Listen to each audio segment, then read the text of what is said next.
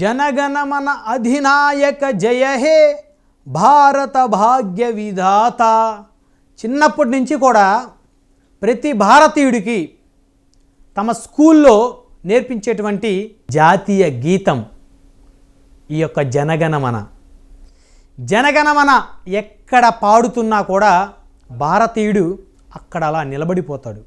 ఎందుకంటే మన జాతీయ గీతం మీద మనకున్నటువంటి గౌరవం, ప్రేమ అలాంటిది. అయితే ఇప్పుడు భారతదేశంలో ఎంతమందికి దేశభక్తి ఉంది?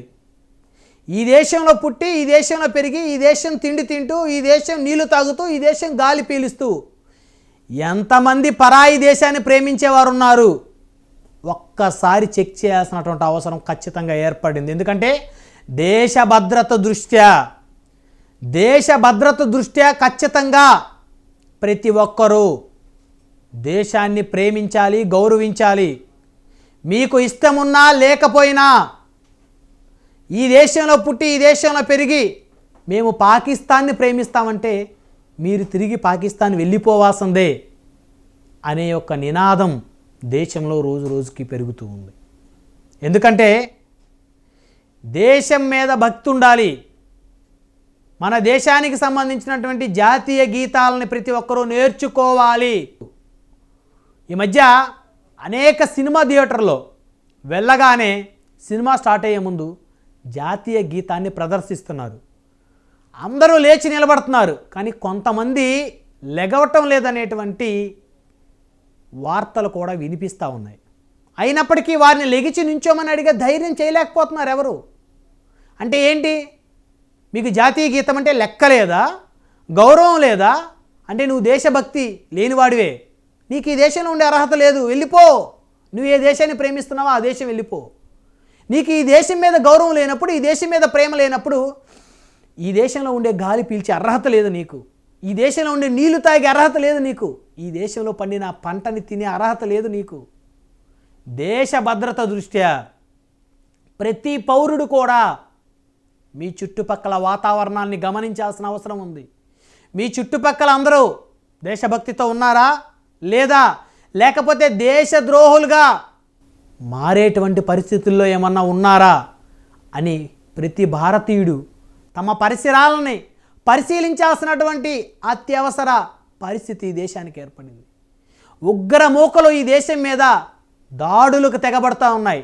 అన్యం పుణ్యం ఎరగని ఈ దేశ పౌరుల్ని అమాయకంగా కాల్చి చంపుతూ ఉన్నారు. కాబట్టి ప్రతి పౌరుడు ప్రాణాలకు తెగించి ముందడుగు వేయాల్సిన సమయం ఆసన్నమైంది. ఈ దేశ భద్రత ప్రతి భారత పౌరుడి యొక్క బాధ్యత. సో కాబట్టి మీ యొక్క పరిసరాలు మీరు గమనించాలి. ఒక్కటే ఉదాహరణ, దేశభక్తి లేనివాడు ఎవడైనా ఉంటే, వాడు ఏ మతం వాడైనా, వాడు ఖచ్చితంగా ఈ దేశం మీద ఏదో కుట్ర చేస్తున్నాడని అనుమానించాలి. ఖచ్చితంగా జాతీయ గీతాన్ని ప్రతి ఒక్కరూ పాడాలి.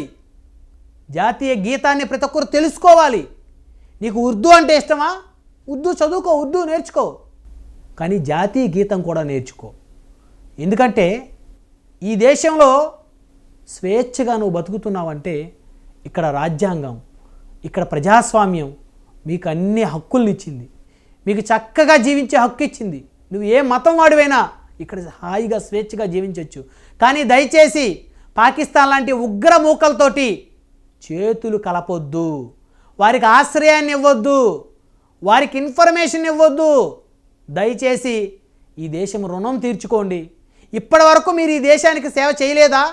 ఇప్పటి వరకు మీరు ఈ దేశం మీద ప్రేమ చూపించలేదా? ఇక నుంచైనా చూపించండి. ఎందుకంటే మీరు ఇక్కడ బతుకుతున్నారు, ఇక్కడ పుట్టారు, ఇక్కడ తింటున్నారు, ఇక్కడ గాలి పీలుస్తున్నారు, ఇక్కడ నీళ్లు తాగుతున్నారు. కాబట్టి ఈ దేశం మీద ఇప్పటి నుంచైనా ప్రేమ కురిపించండి.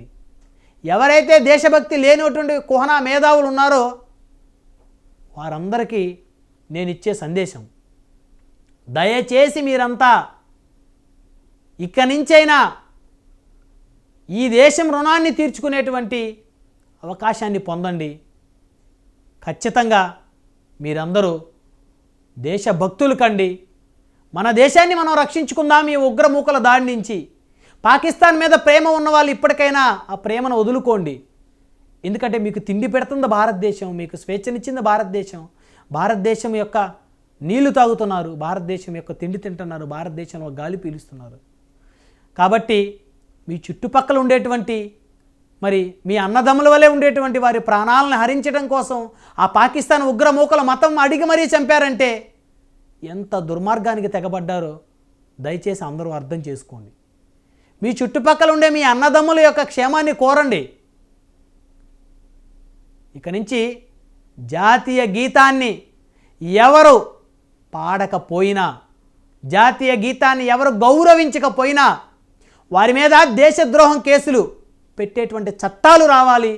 ఈ దేశం యొక్క మరి ఆత్మ గౌరవాన్ని నిలబెట్టుకునే విధంగా ప్రతి భారతీయుడు ఇక నుంచి కదం తొక్కి అడుగు ముందుకు వేయాల్సినటువంటి సమయం ఆసన్నమైంది. లేకపోతే ఈ దేశానికి ఉగ్రమూకల నుంచి ప్రమాదాలు పొంచి ఉన్నాయి, హెచ్చరికలు పొంచి ఉన్నాయి. కాబట్టి ప్రతి ఒక్క భారత పౌరుడు మతాలకు అతీతంగా, కులాలకు అతీతంగా ఏకం కండి. ఈ దేశాన్ని రక్షించుకుందాం. అందరం కలిసి దేశ సమగ్రతను కాపాడుకుందాం.